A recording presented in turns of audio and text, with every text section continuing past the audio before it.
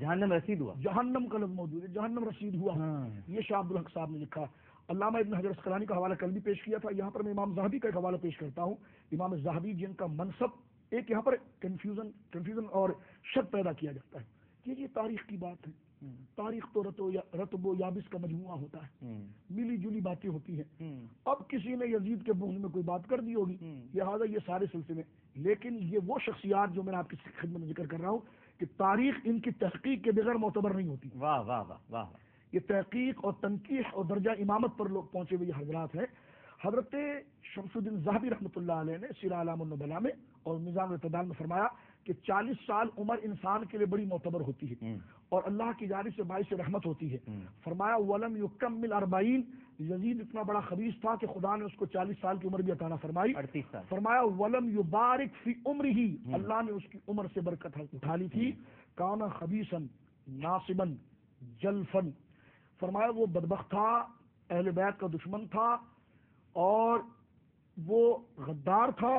اور یہاں تک کہ شاہ فرمایا کہ ولیس بأہل. مثال کے طور پر آپ نے بڑے بڑے بزرگوں سے ملاقات کی ہوگی، شاید میں نے ان سے نہیں کی، لیکن آپ اگر کسی معتبر بزرگ کا حوالہ دیں مجھے تو دینی رشتہ اگر میرا آپ سے ہے، کوئی جاؤ حشمت یا آپ کی گوئے کے مرتبے کے حوالے سے نہ ہو، دینی رشتہ ہو، تو میں بڑھ کر آپ کے پاس آؤں گا اور کہوں گا ڈاکٹر صاحب آپ ان کے پاس کب گئے تھے؟ بالکل صحیح. اس وقت وہ کیا کر رہے تھے؟ ان کی خدمت میں کون بیٹھا ہوا تھا؟ اور قبلہ ڈاکٹر صاحب آپ نے ان سے کیا سنا تھا؟ یہ روایت لینے کا انداز ہوتا ہے. یعنی ہر ایک اور معتبر شخص سے روایت لی جاتی ہے. جی.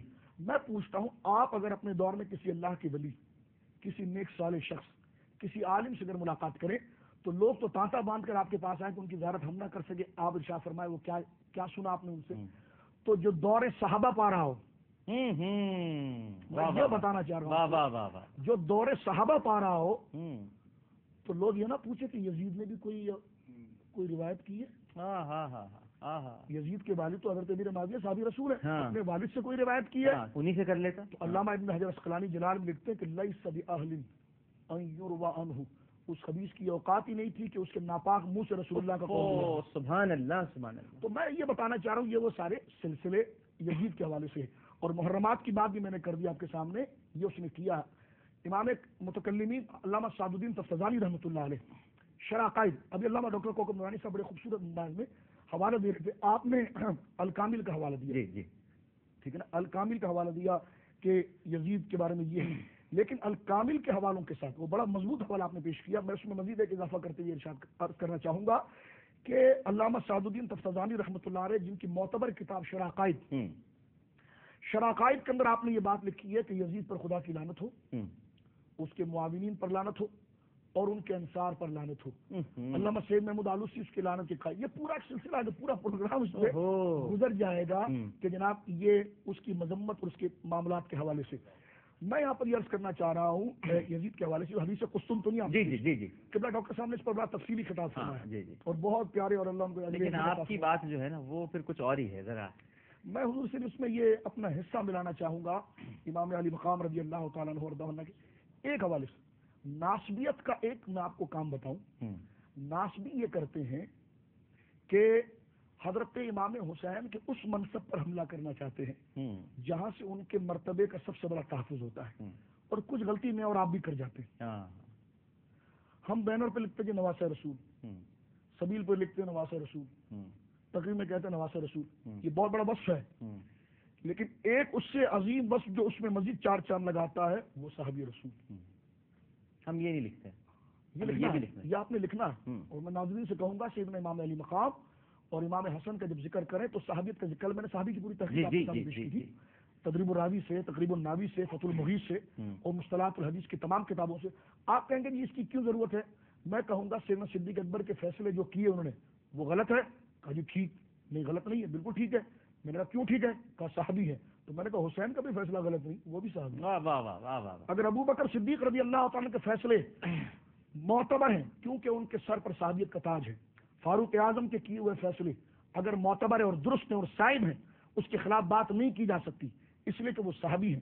حضرت سیدنا عثمان غنی ذو النورین رضی اللہ تعالیٰ عنہ وارضاہ عنہ کے کیے ہوئے فیصلے بالکل درست ہے، اس پر تنقید نہیں کی جا سکتی. تو اس صف کے اندر امام حسین بھی کھڑے ہوئے ہیں. تو یزید کے لیے نکلنا اور کربلا پہنچنا اس پر تو سرے سے کوئی بات نہیں ہو سکتی کہ جب حضرت ابوبکر کے فیصلے پہ بات نہیں ہو سکتی تو حسین کے فیصلے کی واہ واہ، کیا بات کیا. یہ ایک پراپر چینل ہے صحابیت کا. اور صحابیت کی شرط میں یہ سب برابر ہے. اور امام حسین کیسے صحابی ہیں؟ ڈاکٹر صاحب نے بھی ذکر کیا تھا اور میں بھی عرض کر رہا ہوں کہ ہمارے علماء نے بلوغیت کی شرط کو باطل کیا ہے کہ صحابی کے لیے بالغ ہونا شرط نہیں ہے، بلکہ من نظر النبی او نظرہ النبی، جس نے نبی کو دیکھا وہ بھی صحابی بنا اور جس کو آقا دیکھ لے وہ بھی صحابی. واہ واہ واہ. تو جو گردنوں پر بیٹھے سینوں پر آئے یہ تو کہاں پہنچ گیا. یہ کتنا بڑا رتبہ ہے. میں یہاں پر جو عرض کرنا چاہ رہا ہوں حضرت امام حسین کی صحابیت کی انفرادیت یزید سے تو کوئی روایت نہیں آئی، لیکن امام حسین رضی اللہ تعالیٰ عنہ سے سنن ابن ماجہ میں روایتیں موجود ہیں. مسلم امام احمد کے اندر امام احمد بن حنبل نے جب مسند بنائی تو میں طلباء سے کہوں گا کہ اٹھا کے دیکھیں مسلم امام احمد کو، اس کے اواخر کے جلد دیکھیں، وہاں پر مسند اہل بیت پوری باندھی ہے اور اس میں تمام اصحاب رسول اہل بیت پاک کی انہوں نے روایتیں وہاں پر نقل کی ہے.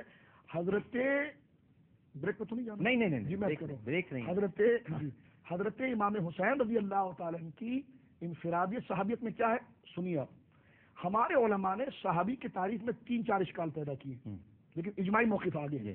ایک تو یہ کہ جو حضور کے پاس جائے تو ایمان سے جائے گا تو صحابی ہوگا، تو ایمان تو شرط اصل ہے، لیکن وہ صحابی کہلائے گا کب؟ تو فرمایا جب کہلائے گا کہ جب یہ، بلکہ یہ تعریف معتبر نہیں ہے لیکن پھر بھی غیر معتبر تعریف پر بھی حسین صادق آتے ہیں، اور جو اجماعی تعریف ہے اس پر تو صادق آتے. میں کہتا ہوں اگر وہ تاریخیں بھی لو تب بھی امام حسین کی صحابیت واضح ہو جاتی ہے. اس لیے کہ ہمارے علماء نے لکھا یہ بات علامہ ابن حجر اسقلانی نے کہ صحابی اس کو کہیں گے جو حالت ایمان میں حضور کے پاس جائے اور تتبع یعنی اطاعت اور اخذ علم کی نیت سے جائے. یہ شرط لگائی انہوں نے. اور پھر دوسرے نے لگایا کہ کوئی حدیث روایت کرے یا جملہ روایت کرے، بلکہ توسع کیا محدثین نے فرمایا یہ دونوں شرطیں باطل ہے، بس حضور دیکھ لو تو صحابی بن جائے گا. لیکن میں کہتا ہوں یہ جو پہلی جو روایت ہے جو شاذ ہے تعریف، اس میں بھی حسین صادق آتے ہیں کہ حسین اگر نانا کے سامنے صفوں میں کھیلتے بھی رہے تو ان صحابہ کی صف میں پہنچ گئے کہ جن صحابہ کو حضور نے اپنی تعلیم دی. جس علم کی صف میں ابو بکر کھڑے ہوئے ہیں اس علم کی صف میں حسن و حسین بھی کھڑے ہوئے ہیں. جامع ترمذی کی صحیح حدیث ہے، اس کو میں لے رہا ہوں. جامع ترمذی کے اندر فضائل اہل بیت میں روایت آتی ہے، رسول کریم فرماتے ہیں اللہ نے مجھے انبیاء پر دیگر چیزوں پر فضیلت دی ہے.